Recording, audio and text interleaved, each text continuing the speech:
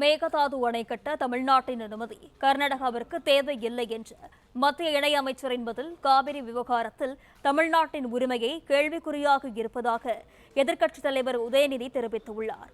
விவரங்களுடன் செய்தியாளர் மாணிக்கம் இணைப்பில் இருக்கிறார். வணக்கம் மாணிக்கம், இது குறித்தான தகவல்கள் என்ன?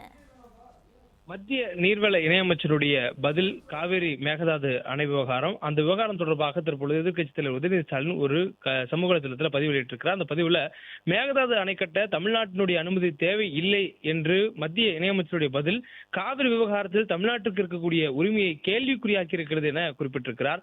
அதுவும் டெல்லி எஜமானர்களை பகைத்துக் கொள்ளாமலும் ஆட்சி கட்டளை காப்பாற்ற காங்கிரசுக்கு எதிராக பேசாமலும் தமிழ்நாட்டின் உரிமையை அடகு வைத்துள்ளார் தமிழ்நாட்டின் முதலமைச்சர் விஜய் என கடுமையான குற்றச்சாட்டை எதிர்க்கட்சித் தலைவர் உதயநிதி ஸ்டாலின் முன்வைத்திருக்கிறார்.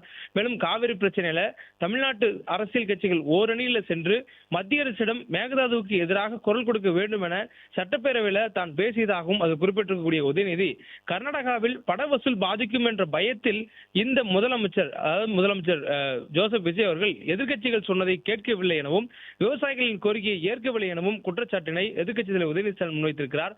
மேலும் இனியும் காலம் தாழ்த்தினால் தமிழ்நாட்டு விவசாயிகளின் வாழ்வாதாரம் முற்றிலும் பறிபோகும்.